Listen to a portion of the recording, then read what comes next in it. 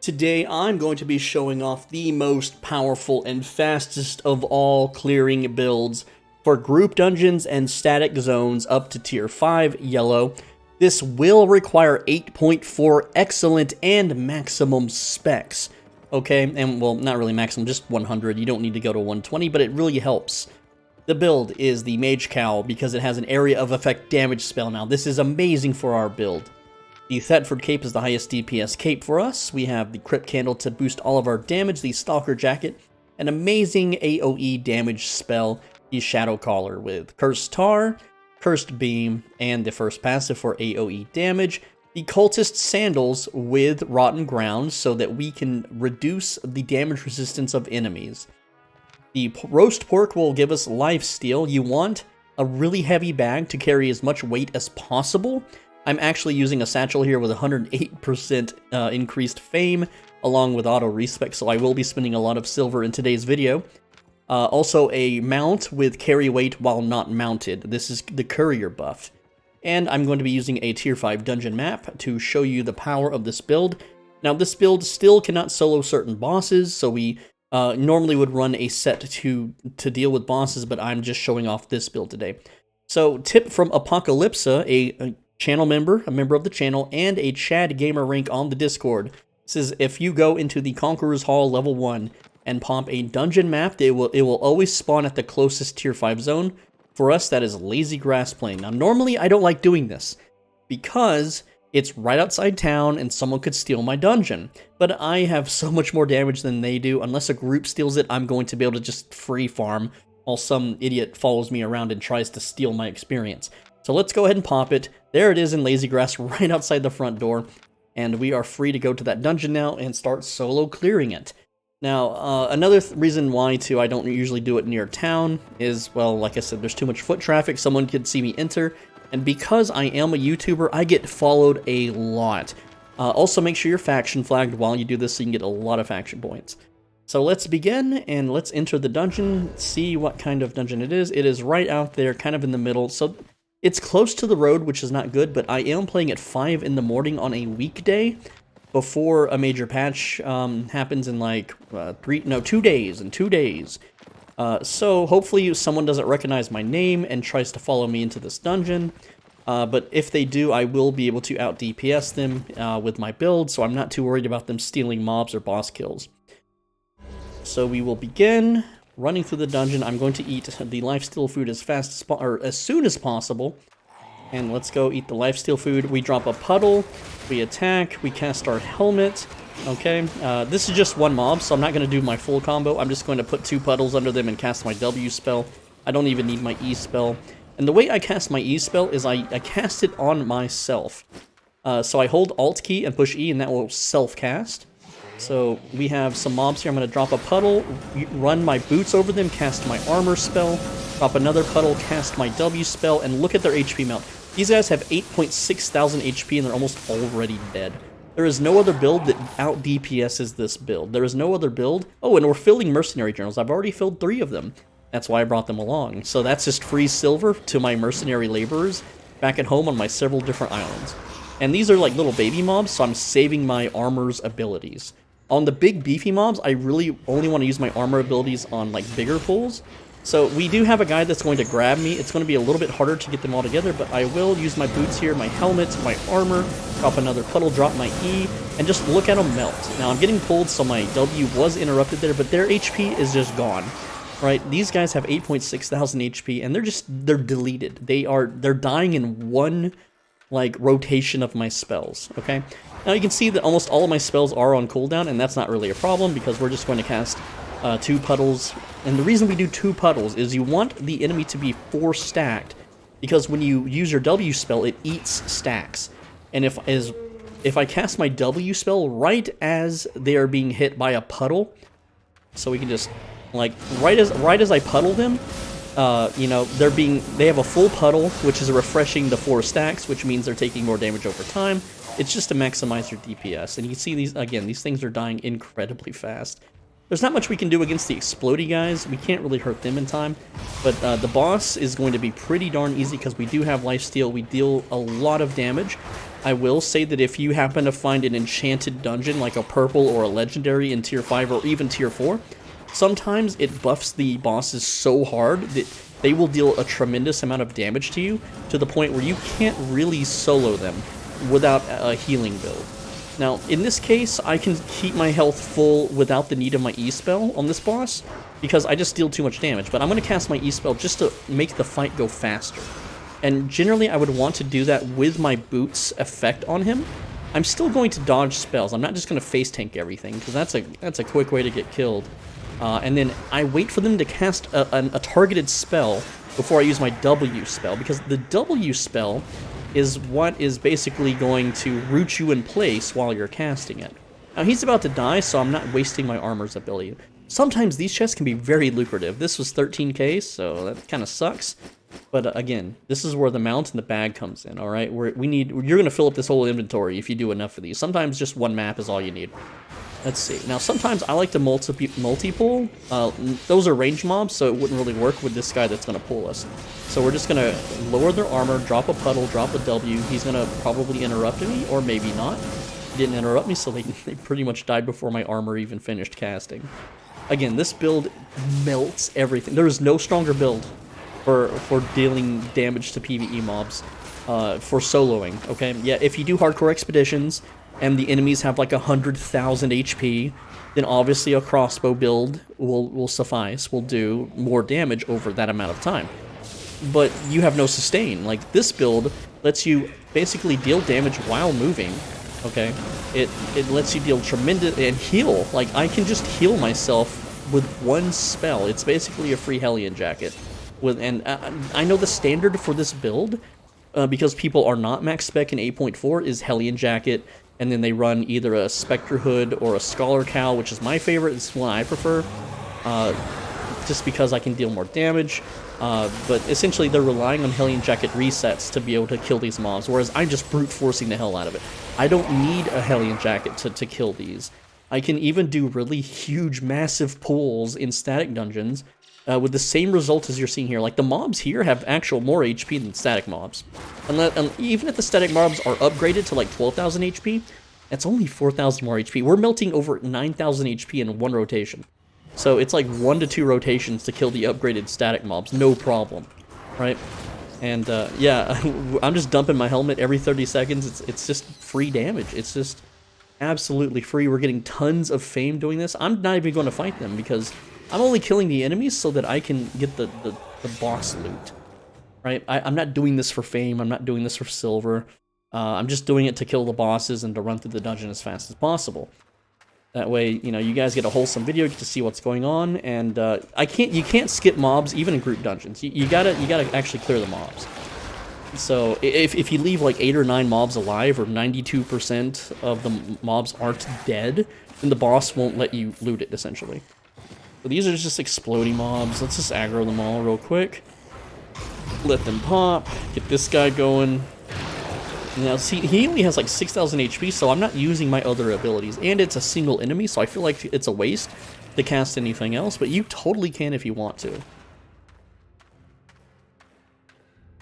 And the way you can do these dungeons faster, like the undead dungeons aren't really the best because they're kind of small pools.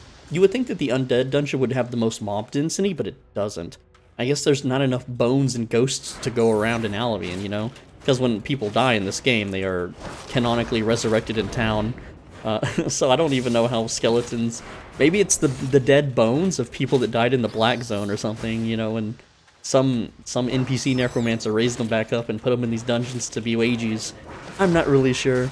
I'm just going to face tank the silence, because the puddle does all the damage, man. The puddle is where it's at. And you could say... Here's the thing, too. I know some people are like, whoa, you could clear so much faster, bro, if you, you know, used, like, damage food instead or something, right? And yeah, you could clear faster, but without that lifesteal, bro, you are, like... You're going to take a tremendous high amount of damage, okay? And the thing is, because I deal a huge amount of damage... I'm lifestealing all of that back, and because I don't have to wait on my HP for every pull, I can pull the next group, and it's much faster this way. You just have to take my word for it, okay? There is no other item combination in the entire game. Also, I could just face tank some attacks because I'm just life stealing it all back. I'm healing far more than they're dealing, right? Like I just face tanked 4 targeted attacks.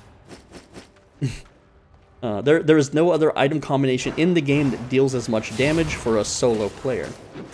Let's see. Let's get these skellies. Nuke this one right here. Now, the way your W spell works is it casts an area of effect if they're cursed. So you always want to pick the one that's around the most. This is not a tome chest, so we will fight this. I don't even need to wait for full HP. Now, archers can be annoying because they like to dodge out of your puddles. So now we're gonna corrupt them, hit our armor, hit the puddle, hit the heal, hit the W. So we're hitting him with everything we got while his armor is shredded. And look at that, we took half his HP down. He's already below 10,000 HP out of 21,000 in one rotation.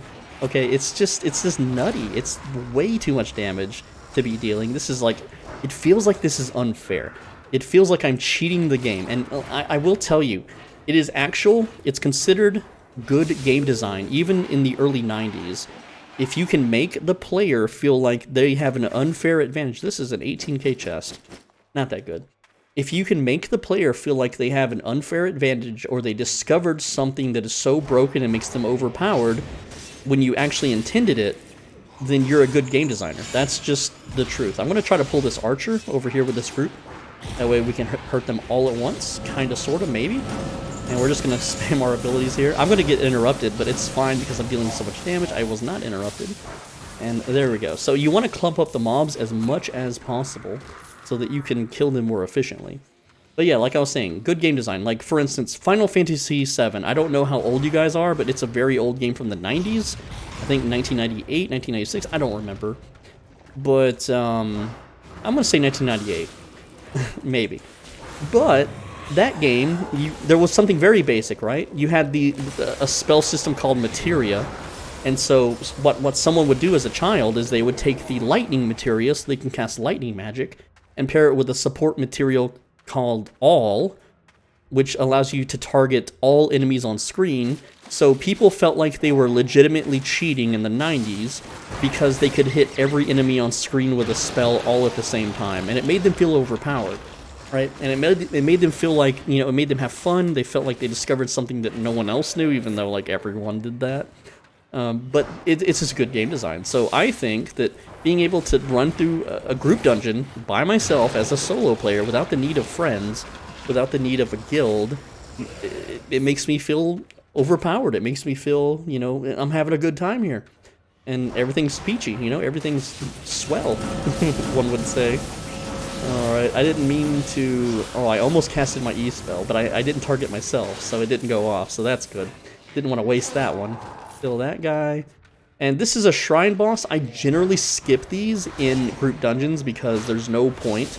It's the same 400% increased silver gain, or, you know, it increases your fame gain. But for you guys, I'll go ahead and do it just so you can have fun and see how much silver you can get. So we've already earned 1,250 faction points. Not too bad. Let's go ahead and start the fight here. Now he jumped out of the puddle. Oh, we got extras. We got ads. Look at that. Oh no, the rats are coming out of the woodwork. What am I gonna do? I guess I'll just heal myself and burn them, catch them all on fire, and cast lightning on them. See, look, I'm hitting them with all of the elements. I'm like, okay, I'm taking tremendous damage, so I'm going to actually reset the fight here. So it is a boss fight, you know. We should kill the ads before engaging, and that's fine, okay? I have a potion in case things got real bad.